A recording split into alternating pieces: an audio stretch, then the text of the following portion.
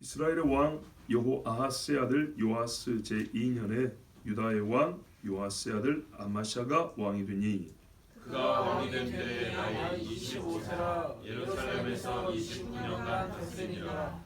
그의 어머니의 이름은 여호아다니요 예루살렘 사람이더라. 아마샤가 여호와 보시기에 정직히 행하였으나 그의 조상 다윗과는 같이 아니하였으며 그의 아버지 요아스가 행한 대로 다 행하였어도 오직 산당들을 제거하지 아니하였으므로 백성이 여전히 산당에서 제사를 드리며 분향하였더라. 나라가 그의 손에 굳게 섬에 그의 부왕을 죽인 신복들을 죽였으나 왕을 죽인 자의 자녀들은 죽이지 아니하였으니 이는 모세의 율법책에 기록된 대로 함이라. 곧 여호와께서 명령하여 이르시기를 자녀로 말미암아 아버지를 죽이지 말 것이요 아버지로 말미암아 자녀를 죽이지 말 것이라. 오직 사람마다 자기의 죄로 말미암아 죽을 것이니라 하셨더라. 아마샤가 소금 골짜기에서 에돔 사람 10,000명을 죽이고 또 전쟁하여 셀라를 취하고 이름을 욕되리라 하였더니 오늘까지 그러하니라. 아멘. 자, 아마샤라는 새 이름이 등장했습니다. 이 사람은 남유다의 요아스의 아들입니다. 유다의 왕 요아스의 아들. 요아스가 어떻게 죽었죠? 오 주여, 반역으로 죽었죠. 반역으로. 예, 반역으로 죽었어. 아니 오늘 본문에 나오잖아요. 6절에 5절 6절에 자기 아버지 부왕, 아버지 왕을 죽인 자들 죽였다 나왔잖아요. 그죠? 주여. 자, 아마샤가 요아스의 아들입니다. 근데 우리가 알다시피 요아스는 소시적과 말년의 신앙이 너무 다릅니다. 그가 소시적대로 했다면 하나님께 큰 복을 받았을 것인데 뒤에 가서 하나님을 진노케 하였으므로 신복이게 그랬잖아요. 우리가 보통 이 신복이라는 말을 두 가지로 쓸 수 있습니다. 쓸 수 있다 그러세요. 믿을 신을 쓰면 믿는 자들. 신장을 쓰면 뭐예요? 이게 사실 그 말이에요. 신장을 이렇게 가장 가까운 자들 표현할 때 쓰는 말이거든요. 어쨌거나 제일 가깝고 믿었던 사람들에게 의해서 죽임을 당했어요. 그 말은 굉장히 잘못한 게 크다는 얘기죠. 그 죽인 자들이 악독한 자들이 아니었다면 물론 왕을 살해한 것은 잘못이긴 하지만 그들 나름대로 이유가 있었다면 분명히 요아스가 잘못했다는 겁니다. 근데 우리는 그걸 다 알고 있습니다. 뭘 잘못했는지. 그러면 이제 궁금한 게 이 아들 아마샤가 요아스의 젊은 시절을 닮았을까? 이제 후반부를 닮았을까? 자기 아버지의 어린 시절 닮았으면 잘할 것이고 아버지의 이 장년의 때를 닮았으면 47살에 죽었으니까 아마샤는 못된 것만 배워가지고 하나님께 역시 벌받을 짓만 할 것이고 여러분 예상을 한번 해봅시다. 예측 좋습니다. 아마샤는 어떤 삶을 살 것 같습니까? 벌써 지금 많이 읽으셨죠? 어떻게 할 것 같습니까? 아버지의 앞을 닮았을까요? 뒤를 닮았을까요? 뒤를 닮았을까요? 근데 지금 잘한 이야기가 나와 있지 않습니까? 근데 이제 전체를 보면 어떻게 했냐면요. 전체를 꼭 빼닮았어요. 전체를. 처음에 좀 잘해요. 뒤에 가지고 버려요. 그래서 이 사람 어떻게 죽냐? 봐보세요. 저기 19절 보세요. 예루살렘에서 무리가 그를 반역한 고로 그가 라기스로 도망하였더니 반역한 무리가 사람을 라기스로 따라보내 그를 거기서 죽이게 하고 역시 반역으로 죽습니다. 궁금하죠? 아니 어떻게 배워도 자기 아버지를 꼭 그렇게 똑 빼닮았을까요?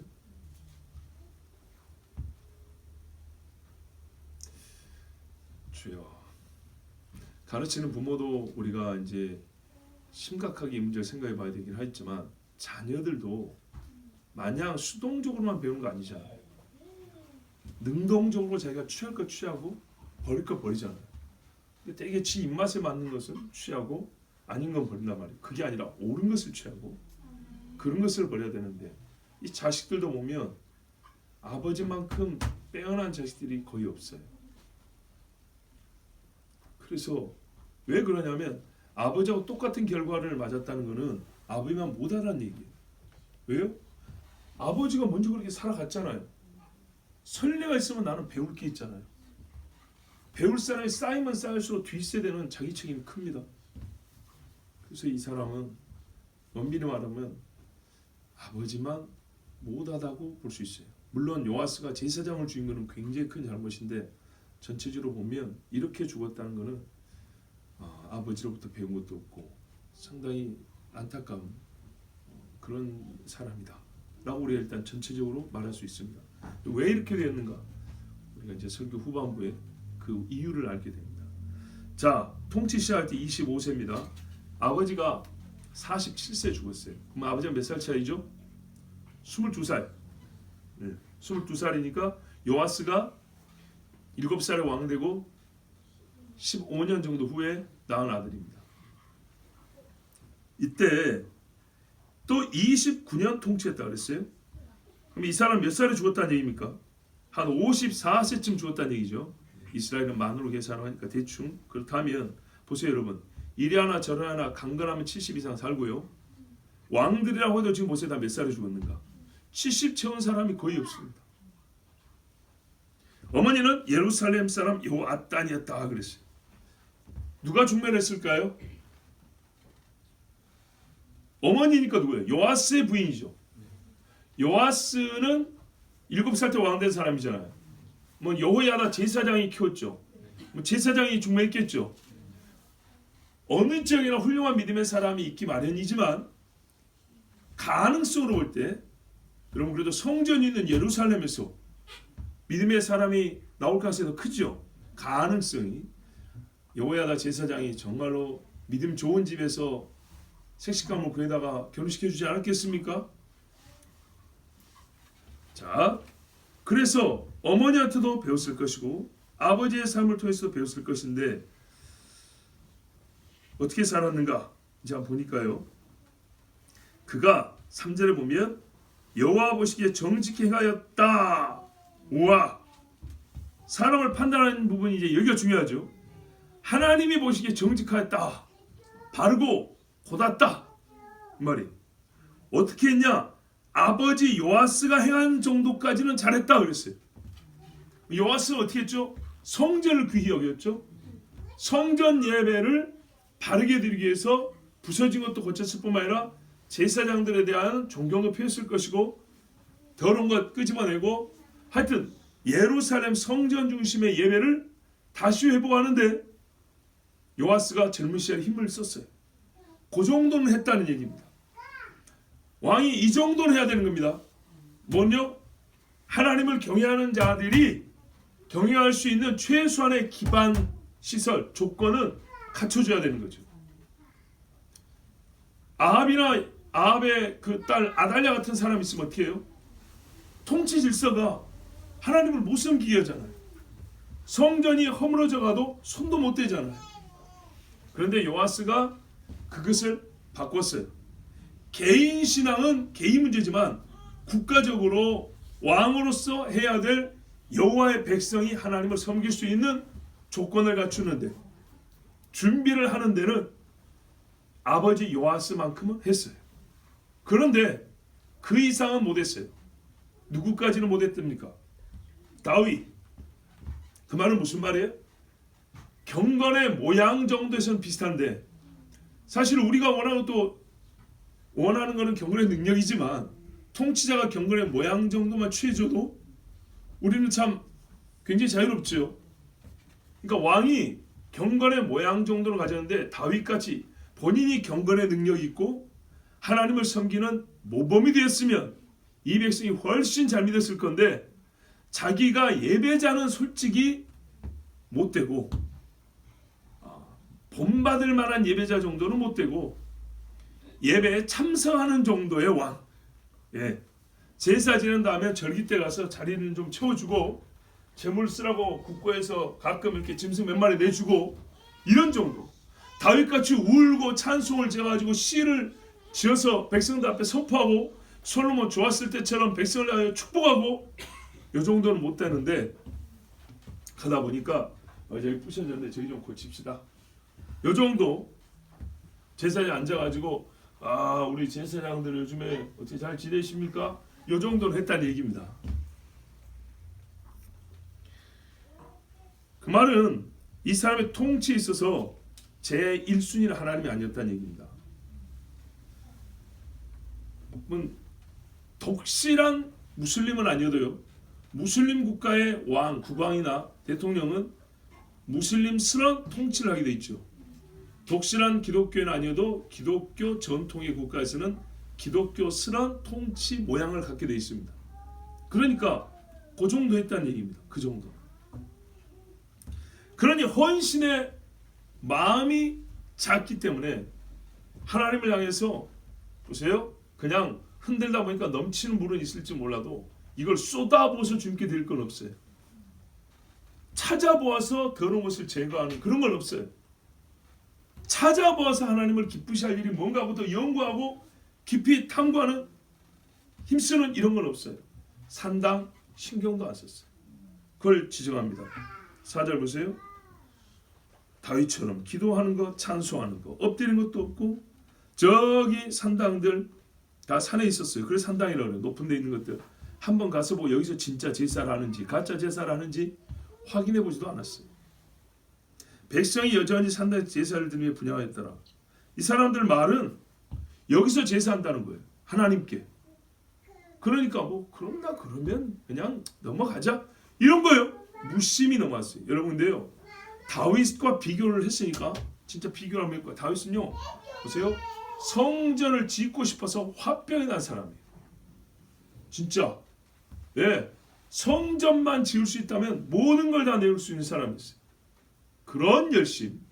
이 사람은 산당 한번 찾아가 볼 일도 없고 그냥 알아서 하나님 앞에 제사한다 하는데 믿어줘야지 넘어간 사람이에요. 자 여러분 만일에 하나님께 제사한다 할지라도 산당이 위험한 이유 첫째 그 자체 하나님 허락하지 않았습니다. 연약한 자들이 바치는 걸 하나님이 받으실 수는 있지만 처음부터 허락한 건 아닙니다. 다윗이 부인이 많은 것을 하나님이 허락한 건 아닙니다. 어쩔 수 없이 연약한 자들에게 그냥 봐주신 거지 하나님이 복으로 막 더 주고 이런 건 아닙니다. 이 산당에 하나님께 제사를 한다 할지라도 문제는 뭐냐면 거기 과연 정식 제사장이 있겠느냐. 있는 데도 있고 없는 데도 있겠죠. 그리고 여러분 예루살렘 성전 제사라면 그 제물을 하나님이 어떻게 하면 어떤 거는 제사장이 먹고 어떤 부분은 제사장에게 돌리고 어떤 거는 너희가 먹고 이랬어요. 산당에서 과연 그게 지켜질 수 있을까요? 어렵겠죠. 그리고 여러분 산에서 과연 깨끗하게 물로 씻고 정결하게 해서 이게 처리가 될까요? 제사 지낼 때나 남은 고기 부분이라든지 어렵겠죠. 산에서 얼마나 많은 물을 끌었을 수 있을까요? 우리 성지순례 갔다 와서 그때 예루살렘 성전에 대해서 이렇게 그림 그려가지고 전해준 적이 있었어요. 저 멀리서 수로를 통해서 물을 공급받아서 예루살렘 성전은 800m 이상 고지대인데 보니까 여러분 거기서 무슨 샘 보셨어요? 저 밑에 기본 샘이 있지만은 이 고지대는 샘이 없어요. 물을 끌어왔다 그랬죠. 근데 산에서는 그 많은 짐승을 잡고 씻고 제사장들도 씻고 할 물이 없어요. 정결하기가 어렵습니다. 그리고 여러분 이런 말들도 전해집니다. 소위 거기가 도축장 역할. 고기 잡아가지고 유통시키기 위한 장소로. 요즘 말하면 돈 세탁인데 고기 세탁하는 거. 뭔 말인지 아시겠죠? 그렇게 해가지고 그 지역에 고기 유통시키기 위한 수단으로 썼다. 이런 말도 있습니다. 가능한 이야기. 아니 거기서 우상을 세워놓고 섬기기까지 하는데 그거 맘먹으면 못하겠어요? 중앙에서 제사장이 와서 감독하는 것도 아니고 왕이 보러 오는 것도 아니고. 그리고 실제로 이 산당에서 우상 숭배가 만연했다. 변질되면 거기까지 갔다 했으니 과연 이 산에서 하는 제사가 하나님이 받으실 만한 제사가 얼마나 있었을까요? 그런데 이거를 왕이 별 마음도 없지만 막으려고 했다 해도 쉽지 않은 것이 오래된 전통이기 때문입니다. 좋지 않지만 오래된 것은, 묵은 것은 사람 속에 있는 거나 사회적인 것이나 끄집어내고 없애기가 매우 어렵습니다. 그렇지만 이 사람의 경우는 싸워보려고 생각도 하지 않았어요. 그거를 문제시하는 의식도 없었어요. 그런데 5절에 보니까 어느 정도 그래도 아버지 요아스가 잘하는 것을 흉내낸 게 있었는데 그때쯤하여 나라가 굳게 섰다 했어요. 그의 손 안에서 굳게 섰다. 그러니까 어느 정도 통치권이 안정화가 되었다는 얘기입니다. 그때 본인이 처음부터 작정한 일이 하나 있었는데 우리 아버지 죽인 놈들 내가 잡아 죽이리라. 이 마음을 먹고 있었어요. 그래서 그걸 시행했어요. 아버지 요아스가 열왕기하 12장에 보면 아람 왕 하사엘이 쳐들어왔을 때 싸우다가 나중에 도망갈 때 이 신복들이 반영하여서 신라로 내려가는 길에서 밀로군 근처에서 죽였다 이렇게 돼 있어요. 그때 누가 죽였는지 보면 시므아스의 아들 요사갈, 소멜의 아들 여호사밧 이 두 사람이라고 기록이 돼 있어요. 자, 이 사람들이 지금까지 도망도 안 가고 있었다는 말은 그들의 권력이 대단했다는 얘기죠. 그러니까 이 아마샤가 아버지 죽인 자들을 처단하긴 해야 되는데 잘못하면 자기도 죽게 생겼어요. 그래서 시간을 좀 보내면서 왕권을 강화하고 그들을 죽였을 때 또 다른 반대 세력이 저항 세력이 생기지 않을 정도의 기반을 든든히 한 다음에 또한 그들의 허물이 드러날 때쯤 기회를 봐서 죽였다는 얘기입니다. 근데 이 사람이 아버지만큼은 잘했다는 게 뭐냐면 율법의 규례를 따랐고요. 율법의 한계 안에서 했다는 겁니다. 보세요. 민수기 35장 33절에 너희는 너희가 거주하는 땅을 더럽히지 말라. 피는 땅을 더럽히나니 피 흘림을 받은 땅은 그 피를 흘리게 한 자의 피가 아니면 속함을 받을 수 없느니라. 아버지 요아스 왕을 이 신복들이 죽일 만한 정당한 권한은 없습니다. 그가 잘못했다 할지라도 하나님이 처단할 것인데 그 밑에 부하들이 칼로 찔러 죽여버렸죠. 그러면은 이 예루살렘 땅이 지금 더러워졌다는 얘기죠. 이거를 깨끗하게 하는 것은 하나님이 정하신 법이기 때문에 할 수 있는 겁니다. 맞죠? 살인자에 대한 처단은 할 수 있는 겁니다. 율법의 법도를 따랐어요. 그래서 다만 그가 이 법도를 행하는데도 불구하고 반사적으로 불미스러운 일 또는 서로 간에 더 큰 칼질이 일어날 위험이 있기 때문에 때를 기다린 것이고요.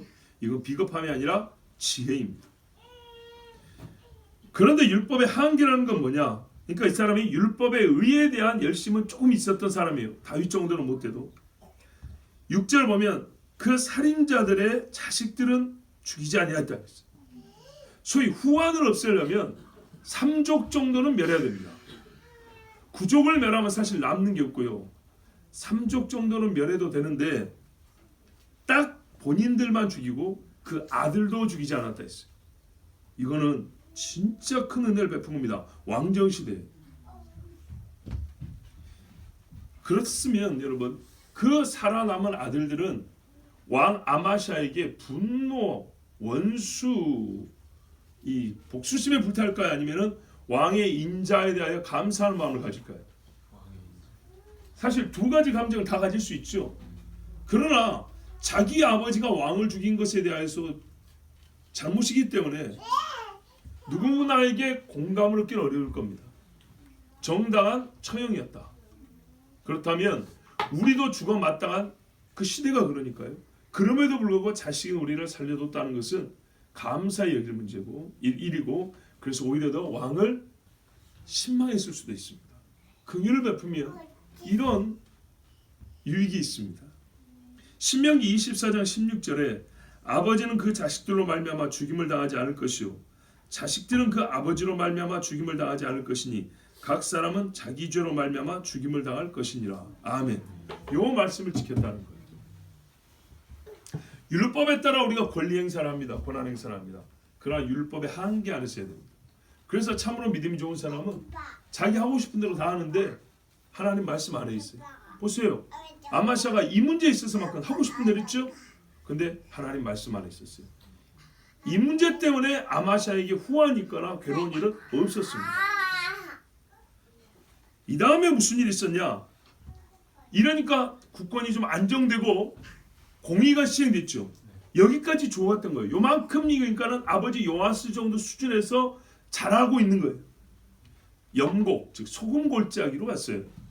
여기에 누가 있냐면 에돔 사람들이 있습니다. 에돔 사람들이 있는데 이 에돔 사람들이 말이죠. 옛적에 다윗 시절에 유다에 복속을 해서 지내왔어요. 그런데 여호람 왕이 있어요. 여호사밧의 아들 여호람.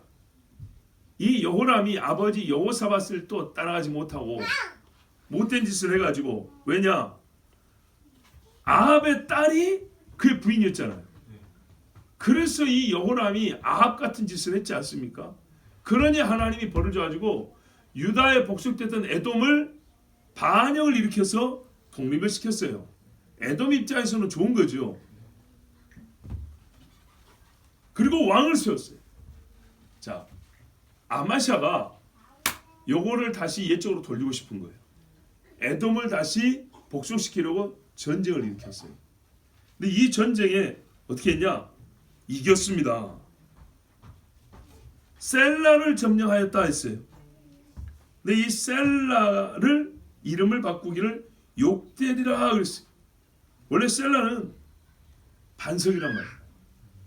근데 욕되는 하나님에 의해서 정복된 장소, 이런 뜻입니다. 그러니까 본인이 뺏은 거를 자기 이름을 쓰지 않냐고, 하나님에 의해서 우리가 다시 이런 땅을 찾았다, 이렇게 하고 감사를 했던 거예요. 그런데 한편 우리 생각하기를 에돔을 쳐가지고 남의 나라 침공하고 땅 뺏은 게 그렇게 뭐 잘한 건가요? 할 수 있죠. 근데 여러분, 이 욕대엘이요 어디에 나오냐면 여호수아 15장에 보면 그 유다 남부 지역에 욕대엘이라는 지명이 나와요. 그러니까 아마 에돔이 반역할 때 유다 지역의 일부 땅을 먹어간 모양이에요. 이해되시죠? 에돔의 전통적인 자기 영역 말고 유다 남쪽하고 이 맞물려 있기 때문에 에돔이 독립할 때에 반역을 일으키면서 그때 유다가 약할 때니까 유다 지역의 남쪽을 일부 땅을 침탈해가지고 뺏어간 거예요. 요거를 다시 아마샤가 찾아왔다, 이렇게 볼 수 있습니다. 그러니까 하나님이 처음부터 우리에게 주신 땅을 하나님이 다시 정복하여서 주셨다, 이렇게 이제 이름을 옛날 이름으로 다시 불렀다, 아마 그렇게 보입니다. 그런데요, 오늘 본문은 7절로 다 끝났지만, 자, 여기서 에돔 사람 10,000명을 죽였다 그랬죠? 굉장히 많이 죽인 겁니다. 10,000명 죽었으면 부상자는 30,000명, 40,000명 나옵니다. 그러니까 총 사상자는 한 50,000명 정도가 다쳤다고 보면 되는 겁니다. 엄청나게 큰 전쟁입니다. 보통 그렇게 계산합니다. 죽은 자 곱하기 3 또는 4가 부상자 수, 이렇게 봅니다. 그런데 일단 이 전쟁이 중요하기 때문에 제가 따로 한번 보려고 합니다. 아까 이 사람이 저 뒤에 가면 반역으로 또 죽잖아요. 그 반역으로 죽게 된 원인이 바로 이 전쟁이 있습니다. 그러니까 이 전쟁에서 하나님이 승리를 주셔서 우리가 옛날 땅을 되찾았습니다. 굉장히 영적이고 참 뭡니까, 하나님이 기뻐하실 만한 일을 했고, 요아스의 좋은 때를 닮아갔다, 딱 여기까지 좋잖아요. 근데 이 전쟁에서 승리를 한 다음에 이 사람이 이제 요아스의 후반부를 따라갑니다. 교만해져 가지고 우리 본문에도 보면 8절 이하에 북쪽의 요아스에게 한판 붙자고 그럽니다. 그러니까 북쪽의 요아스가 네가 그 시답자는 에돔 이겼다고 지금 이 형님하고 한번 해보자는 거냐? 가만히 있어라 그랬어요. 그런데 아마샤가 승리감에 이 자만해져 가지고 그래도 한번 싸워보자 그럽니다. 그래가지고 어마어마하게 깨집니다. 이 교만 이게 어디서 왔냐? 에돔을 이겼기 때문이죠. 근데 에돔을 이길 때 이 사람의 마음에 들어온 악한 영이 있었어요. 그것을 우리가 봐야 됩니다. 그러면 왜 북이스라엘과 형제와 싸움을 하려고 했는지, 왜 이 사람이 나중에 반역으로 죽게 되는지를 알 수 있습니다. 이 전쟁이 굉장히 중요합니다. 그러니까 전쟁의 승리까지는 하나님 줬는데 승리하게 계신 하나님께 그냥 땅 이름 그대로 하나 돌려줄 뿐만 그 다음부터는 사단의 길을 걸었던 거예요. 자, 역대하 25장 한번 보시겠습니까? 역대하 25장 5절을 한번 보세요.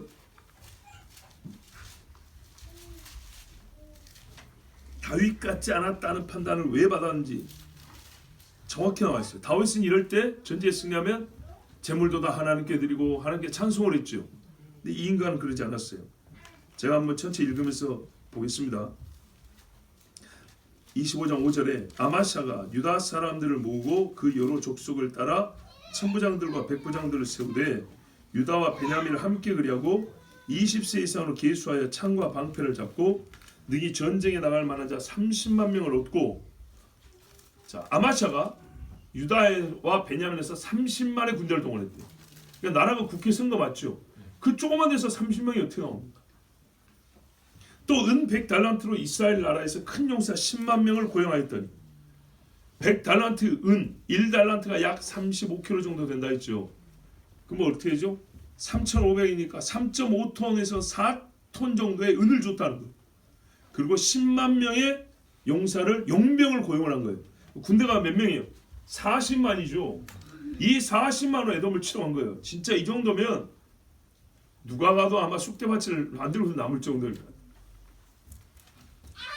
그때 어떤 하나님의 사람이 아마샤에게 나와서 이르되 왕이여 이스라엘 군대를 왕과 함께 가게 하지 마옵소서. 여호와께서는 이스라엘 곧 온 에브라임 자손과 함께 하지 아니하시나니 왕이 만일 가시어도 힘써 싸우소서. 하나님이 왕을 적군 앞에 엎드러지게 하시리이다. 하나님은 능히 돕기도 하시고 능히 패하기도 하시나이다 하니, 자 어떤 선지자가 와가지고 뭐라 하냐면 하나님이 이 전쟁에서 함께 하십니다. 맞죠? 그러니까 나중에 욕대엘이라고 하나님 이름을 썼어요. 그 지명에다 하나님이 함께 승리를 주십니다. 그런데 여러분 승리 준다고 가만히 있으면 됩니까? 떡이 굴러 들어오지 않아요. 힘써 싸우십시오. 힘써 싸운다고 이기는 건 아니지만 하나님이 함께 하니까 힘써 싸우면 반드시 이깁니다 그랬어요. 근데 여러분 10만 명이면 어마어마한 숫자잖아요. 저 사람들은 함께 하지 마십시오. 기도원이 보세요. 겁나는 사람 나가라. 엎드려 물 먹는 사람 나가라 그랬죠. 이 10만 명은 하나님이 함께 안 한답니다. 하나님이 함께 안 하면 이 사람들은 짐이 될 것입니다. 오히려 해가 될 것입니다. 야, 이런 걸 듣고 전쟁을 시작하면 얼마나 유리합니까? 가르쳐줬어요. 그래서 10만 명이라는 사람을 다시 덜어내게 됐어요. 여기까지는 말 잘 들었어요. 아마샤가 9절 하나님의 사람에게 이르되 내가 100달란트를 이스라엘 군대에게 주었으니 어찌할까? 돈이 아까운 거죠. 그죠? 진작에 가르쳐주지. 그러면 돈도 안 썼을 건데. 이제 가르쳐주는 이유가 뭘까요? 오히려 여기서 믿음이 들어갑니다. 여기까지는 좋은 거예요. 그러니까 다윗 같진 않아도 요아스 수준은 됐다는 얘기가 이제 이런 겁니다. 어찌할까? 하나님의 사람이 말하되 여호와께서 능히 이보다 많은 것을 왕에게 주실 수 있나이다 하니라. 전쟁에 이어가지고 은 100달란트 이상 뺏을 수도 있어요. 땅도 찾고. 아마샤가 이에 에브라임에서 자기에게 온 구대를 나누어 그들의 고향으로 돌아가게 하였더니, 에브라임이 북이스라엘을 대표적으로 말하는 거죠. 그 무리가 유다 사람이 심히 놓아여 분연히 고향으로 돌아갔더라. 아니 전쟁 나오면 잘못하면 죽는데 그냥 돌아가는 게 뭐 돈은 이미 받았겠다 화날 일인가요? 그러니까 우리 고대 사람의 성정과 이 의식에 대해서 우리가 잘 모르니까 그러죠. 아마도 이 전쟁에서 우리가 용명을 떨친다는 뭐 그런 것도 있었을 건데 기회를 안 줬다. 오히려 우리를 돈 주고 그냥 헛간을 시키는 모욕을 줬다. 왜? 우리는 군인인데, 그래도 군인인데 뭐 그런 거 아니었겠나. 그리고 전쟁에서 이기면요 뺏을 수 있는 것도 많죠. 월급 받는 거 말고도. 이제 아마 그런 것 때문에 화를 냈던 거예요. 그래서 나중에 가면 돌아가다가 유다인들을 막 죽이고 가요. 자 11절에 아마샤가 담력을 내어 그의 백성을 거느리고 소금 골짜기에 이르러, 맞죠? 세일 자손 10,000명을 죽이고 유다 자손이 또 10,000명을 사로잡아 가지고 바위 꼭대기에 올라서 거기서 밀쳐 내려뜨려서 그들의 온몸이 부서지게 하였더라. 야, 이거는 심하죠. 심합니다. 나중에 아수르가 이런 짓을 합니다. 아수르가 사람들을 이렇게 잔인하게 죽이고 코 꿰가지고 뚫어가지고 코 꿰가지고 끌고 다닙니다. 그러면 한 사람이 지쳐 자빠지면 어떻게 될까요? 살이 찢어지겠죠. 얼마나 아팠어요. 줄줄이 자빠지는데. 13절에 아마샤가 자기와 함께 전장에 나가지 못하게 하고 돌려보낸 군사들이 북쪽 사람들이죠. 사마리아에서부터 벳호론까지 유다 성읍들을 약탈하고 사람 3,000명을 죽이고 물건을 많이 노략하였더라. 군대가 싸운다고 전부 에돔에 가 있으니까 이 10만 명이 올라가면서 거칠 게 뭐가 있겠어요. 텅텅 비어 있는데. 그러니까 유다 사람들을 이렇게 죽이고 약탈해가지고 올라간 거예요.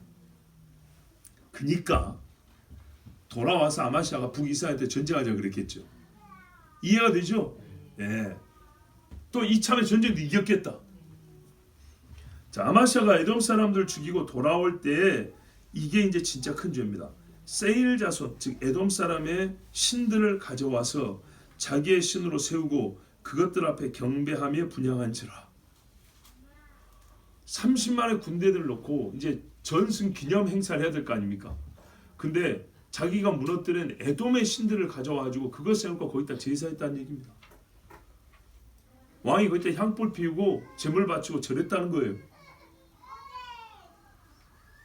그러므로 여호와께서 아마시아에게 어떻게 해요? 진노하사.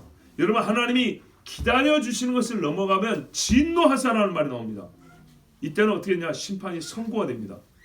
하나님이 기다려주실 때는 심판 선고를 유보합니다. 그런데 진노하사 가버리면 판결이 떨어집니다. 한 선지자를 그에게 보내시니 그가 이르되, 참 복받은 사람이 선지자가 이렇게 때마다 와주니 얼마나 좋습니까? 저 백성의 신들이 그들의 백성을 왕의 손에서 능히 구원하지 못하였거늘 왕은 어찌하여 그 신들에게 구원하이까?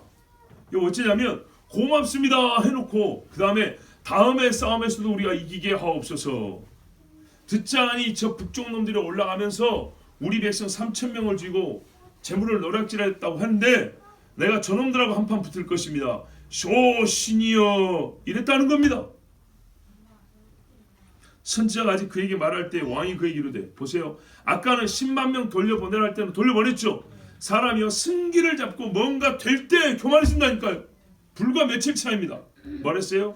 선지자한테 얼마나 되먹지 못한 말을 했는가 보세요. 우리가 너를 왕의 모사로 삼았느냐? 그치라 어찌하여 맞으려 하느냐? 딱 이대로입니다. 누가 너보고 왕의 모사가 되어서 입을 열라고 했냐? 전쟁 전에는요 선지자 와서 가르쳐주는 말을 다 들었죠. 당신이 모사니 뭐니 따지지 않았어요. 하나님이 말씀 주실 때 10만 명을 돌려보내고 100달란트의 은을 손해를 볼 각오를 했어요. 그런 사람이 이렇게 변할 수 있을까요? 며칠 사이에 뭐라 그래요? 넌 맞아볼래? 이런 거예요. 깡패입니까? 깡패가 하는 말투예요 이게. 맞고 싶냐고요 선지자한테. 여러분 예레미야가 매 맞은 거 아시죠? 맞았어요. 선지자가 그침에 이르되 말해봐 소용없으니까 딱 마지막에 있어요. 왕이 이 일을 행하고 나의 경고를 듣지 아니하니 하나님이 왕을 멸하시기로 작정하신 줄 아노라. 아멘. 이러고 갔어요. 이 사람은 기회가 없습니다. 그래서 교만은 패망의 선봉이라고 그러죠. 오만한 마음 넘어짐의 앞잡이라고 그러죠. 딱 이 우상이 절하고 자신감 있으니까 돌아오자마자 북쪽에 선전포고하고 붙어보자. 이제 이랬던 겁니다. 그때 하나님 어떻게 했어요? 이제 다음 주에 보겠지만 아주 제대로 깨집니다. 여러분, 그리고 나중에 이 사람이 자기 아버지와 똑같이 부하들에 의해서 죽임을 당합니다. 얼마나 어리석습니까? 이 전쟁에서 판가름 났던 겁니다. 이 전쟁, 하나님이 주신 승리를 어떻게 취하느냐에서 결정되었던 겁니다. 가장 높아졌을 때가 바로 이때였습니다. 이보다 높아지세요. 선줄로 생각한 자는 넘어질까 조심하라. 얼마나 어리석은 사람입니까? 자기가 멸한 자들의 신을 가져다가 나에게 승리를 주신 하나님을 대신하다. 선지자 와서 가르치죠. 어려운 말 아니죠. 생각해 보십시오. 왕이요. 승리는 하나님이 줬고 저 신이라고 하는 것은 가짜요. 자기 백성을 구하지 못했는데 자기 백성을 구하지 못한 그 신을 가져다가 승리를 주신 하나님을 치워버리고 그 자리에 놓고 섬긴다는 게 이게 말이 되는 짓입니까? 진짜 바보 아닌 이상 이게 할 수 있는 일이냐 이 말이죠. 그런데 이렇게 깨닫기 쉽게 말해줬는데도 불구하고 어리석기 그지없는 짓을 했어요. 그럼 보세요. 어떻게 가르쳐야 될까요? 이 정도 되면 가르칠 수 있는 방법이 없습니다. 정말 생각을 해보세요. 저 자기 백성을 죽게 놔둔 신이라고 한 걸 가져다가 승리 주신 하나님은 저리 던져버리고 여기다 세워놓고 나의 하나님이여 나의 신이라고 머리를 박고 있으니 뭘 더 가르칠 게 있어요 이런 사람한테. 자, 이것을 선지자는 뭐냐면 당신이 죽을 심판의 증거입니다 그랬어요. 오늘 이 일이 당신의 심판의 증거라고 그랬어요. 보십시다. 아까 사람은 자기 죄로 말미암아 죽는다 그랬죠. 구원도 개별 구원이고 심판은 각인 심판입니다. 두 명씩 세 명씩 따라갖고 하는 거 아닙니다. 그죠? 우리 집 누가 교회 다니니까 우리도 같이 천국 갈 거야. 장난으로 하는데 그럼 반대로 얘기해 주세요. 당신이 예수 안 믿으니까 당신 자식들하고 셋이 함께 지옥 갈 거야. 그것도 아멘 하는 거 봐보세요. 절대 안 할 겁니다. 참 사람들이 자기 하고 싶은 대로 말해요. 똑같은 논리를 반대로 적용하진 않아요. 하나님께서 주신 말씀에 내가 처음에 잘 들었다면 끝까지 잘 들어야 됩니다. 잘 들을 때 결과를 봤잖아요. 잘 됩니다. 정말로 하나님 말씀 잘 들으면 잘 됩니다. 그런데 그렇지 못하면 그 수가 짧아지고 모든 것이 단축이 됩니다. 오늘 끝으로 한 가지 생각할 거는 여러분 열왕기하입니다. 열왕기상, 열왕기하. 왜 이런 생각 한번 해보세요. 다 이스라엘 역사잖아요. 그러면 선지상, 선지하 뭐 이런 거 제사장서, 상, 제사장서, 하 뭐 이런 거 없고요. 이스라엘 백성 상하 뭐 이런 것도 없고요. 아니면 그냥 이스라엘 상하 이런 것도 없어요. 왕 상하. 뒤에 역대도 보면 주로 왕 중심이에요. 그죠? 왜 역사를 왕 중심으로 기술을 했을까요? 이렇게 거의 반복돼서 할 것 같으면 일반 백성들 기준으로도 아니 중심을 놓고 한번 써보고 또는 선지자들 중심으로 쫙 쓰면 얼마나 좋습니까? 근데 역사를 왜 왕 중심으로 썼을까요? 왜냐? 우리에게는요 사실 역사 전체를 가르쳐 주려는 게 아닙니다. 역사 전체를 가르쳐 줄 것 같으면 얼마나 분량이 짧습니까? 그죠? 조선 왕조 그 500년 내놓던 실록이 얼마나 많아. 그러니까 핵심으로 보여주고 싶은 사실은 뭐냐면 나라의 흥망 성쇠는 누구에게 달렸다고요? 왕에게 달렸답니다. 화를 받냐 복을 받냐 흥하느냐 망하느냐는 왕에게 달렸답니다. 머리에게 달렸다는 얘기예요. 모든 사건과 사건의 중심에 항상 빠지지 않는 이는 왕입니다. 그렇죠? 나라가 이렇게 가고 저렇게 가고의 결정적 구비구비마다 결정적 역할을 하는 사람은 왕입니다. 그런데 얼마나 이게 중요한가? 우리 문에 보면 이 돌적이라 그런가요? 경칩 있잖아요. 이거 하나 가운데 걸려 있고 문이 이리 돌고 저리 도는 것처럼 뭐 정확한 비유는 아니지만 왕 하나가 가운데 있고요. 역사가 이쪽에 있다 이렇게가 더 돌고 돈다니까. 지금까지 이렇게 왔던 역사가 왕이 하나 저기서 반사되면 문이 다시 이쪽으로 가고요. 왕이 어떤 따라서 그대로 와서 더 진척되었고 나가는 경우가 있고요. 왕 한 사람이 결정적인 역할을 합니다.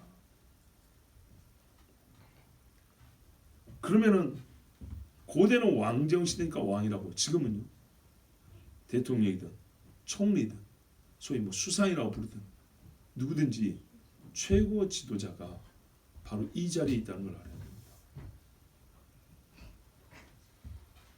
선지자로 상을 주지는 않습니다.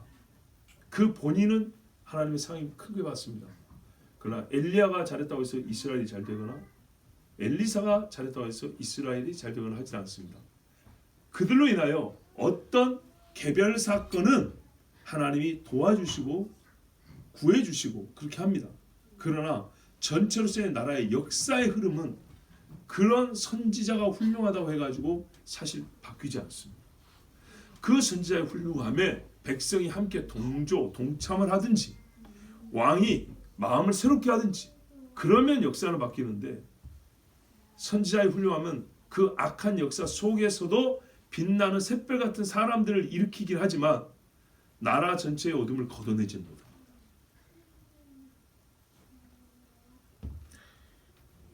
그러면 왕 중심이라는 말은 책임의 1순위도 왕이라는 뜻입니다. 그렇죠. 책임의 1순위도 왕입니다. 국가에 대해서도 마찬가지입니다. 책임의 1순위도 통치자입니다. 소위 나라가 영광을 얻을 때도 통치자가 제일 큰 영광을 취하여 가지 않습니까? 그렇습니다.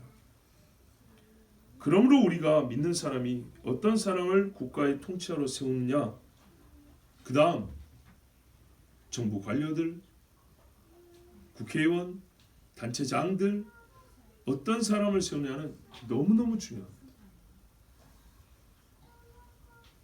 그리고 이제 우리가 해야 될 일이 있어요. 우리는 그래도 백성 중에 한 사람이죠. 잘해야 그 시대에 잠깐 쓰임받는 무명한 선지자가 될 수 있을지, 우리 중에 몇 사람이라도 그 정도밖에 안 되죠. 그렇기 때문에 우리가 해야 할 일은 뭐냐면 내가 하나님의 말씀을 잘 지켜 살면서 기도하는 겁니다. 그리고 이 무명한 선지자들처럼 사명을 받은 자는 가서 왕에게 가서 교훈하고 경계의 경계를 더해주는 겁니다.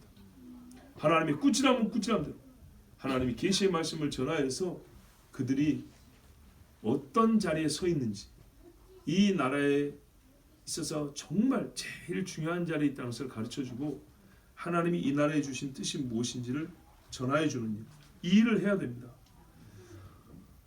자, 끝으로 전하는 말씀이 이겁니다. 왕이 무엇이길래? 고민을 좀 해보세요. 왕이 도대체 무엇이길래 역사를 왕 중심으로 기술을 했고, 정말 수백만의 백성이 있어도 왕 한 사람 때문에 나라가 엎어지기도 하고 일어서기도 하고 부하기도 하고 가난하기도 하고 강하기도 하고 약하기도 하고, 얼마나 중요한 자리인가. 그렇다면 믿는 그리스도인들이 이름은 다르지만 최고 통치자를 위해서 얼마나 많이 기도해야 되고 얼마나 신중해야 되는가. 제가 옛날 설교에 이렇게 설교했더라고요. 교인들이 뭐 테스트하는 것도 아니고, 목사님 예수 믿는 사람이 술 마셔도 돼요 안 돼요? 담배는요? 중요한 문제가 아닌 건 아니지만 이런 사사로운 거는 마치 테스트하듯이 물어보면서 국가의 중요한 문제에서는 이번에 대통령 선거는 선거운동은 아니에요. 후보들이 이러이러한데 목사님 보는 눈은 어떻습니까? 정치 전문가는 아니지만 서로 이렇게 토의를 해볼 수 있는 거 아니에요. 지금 나라의 정책이 이러이러한데 우리 기독교는 어떤 마음을 가져야 되겠습니까? 진짜 중요한 이런 문제는 물어보지도 않고 말하기도 어려운 이런 교회 풍토. 근데 그보다 훨씬 사소하고 작은 일에는 마치 대단한 의의가 상품이 거기 걸린 것처럼 이것이 우리가 많이 잘못됐다는 증거입니다. 보십시오. 여기에 이 사람들이 밥그릇을 개인 접시를 놓고 먹냐, 큰 그릇 안에다 비벼서 밥을 먹냐, 그런 문제는 아무 문제가 안 되잖아요. 그런 건 문제가 안 된다고요. 엄밀히 말하면 손 씻고 밥 먹냐, 손 안 씻고 밥 먹냐, 그거 별로 하나님이 문제 삼지 않아요. 그런데요, 어디다 머리 숙이느냐, 영광을 누구에게 돌리느냐, 그의 마음, 헌신, 마음을 바치는 자가 누구냐, 하나님의 율법을 지키고자 하고 율법 안에서 결과물을 얻고자 하느냐, 자기 욕심이 과할 때는, 자기 원함이 있을 때는 하나님의 율법을 무시하느냐, 절대적인 차이입니다. 이런 문제에 대해서는 기독교인들이 심각하게 진지하게 생각하고 기도하고, 또 내가 부족할 것 같으면 또 서로 선한 데 뜻을 모으기 위해서는 서로 대화도 하고 토의도 하고 함께 마음을 모으는 일도 중요하다는 것을 알 수 있습니다. 여러분, 왕이 중요합니다. 오늘 이 말씀을 통해서 이 나라에 대해서도, 지금 우리 시국에 대해서도 우리가 깊이 생각할 교훈을 얻습니다. 그리고 얼마나 열심히 기도해야 되는지도 깨닫습니다. 여러분, 함께 기도할 때나 개인적으로 기도할 때나 하나님 앞에 열심히 기도하십시오. 아까 선지자도 그랬잖아요. 하나님이 왕의 군대와 함께 하시리이다. 그러니까 힘써 싸우소서 그랬어요. 우리가 하나님이 우리의 기도를 들으시기 때문에 힘써 기도해야 합니다. 우리 함께 기도합시다. 오늘 말씀을 생각하면서, 하나님, 우리가 나라의 왕에 대하여 기도하지 아니한 오랜 세월, 하나님 나라 하지만 그 하나님 나라에 여러 나라들의 어떠함이 포함된다는 것, 나라의 통치자들의 변화와 그들이 하나님께 굴복하는 것이 얼마나 중요한 요소인가를 우리가 미처 생각하지 못한 죄, 사소한 것, 개인에겐 중요하지만 그래서 결국에는 개인으로만 멈췄던 나의 삶에 대해서만 기도하고 끝났던 이 무지함 하나님 용서하여 주시옵소서. 나라와 백성은 통치자가 어떠함에 따라서 정말 결정적인 결정이 달라집니다. 이 나라의 대통령도, 이 나라의 정치를 하고 여러 권한을 가진 자들도 아버지 여호와를 경외하게 하옵소서. 교만하여서 이 한 짓을 보십시오. 아버지, 자기만 죽는 것이 아니라 수많은 사람을 같이 죽입니다. 제발 이 땅의 대통령도 국회의원도 다 법관들도 하나님 두려운 줄 알게 하옵소서. 하나님 그들의 마음을 두렵게 하옵소서. 두려워하여야 합니다. 지금은 그게 필요할 때입니다.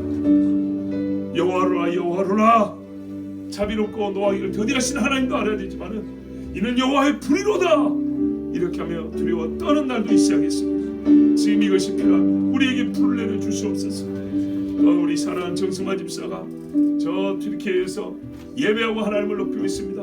아버지, 그 땅은 결국에는 이스라엘을 대적할 나라입니다. 그러나 그렇기 때문에 그 어둠의 나라의 복음이 더 필요합니다. 그를 통하여서 많은 사람이 예수 복음을 듣게 해주시고, 함께 모인 성도들이 하나님을 찬양하며 정말 큰 불길로 타올라서 그들이 떠난 후에도 그 자리를 지나가는 자들마다 성령의 충만함을 입고 거룩한 예배자들로 변화되게 하옵소서. 종이 안전하게 돌아올 것 지켜주시옵소서. 우리 주 한번 기도합니다.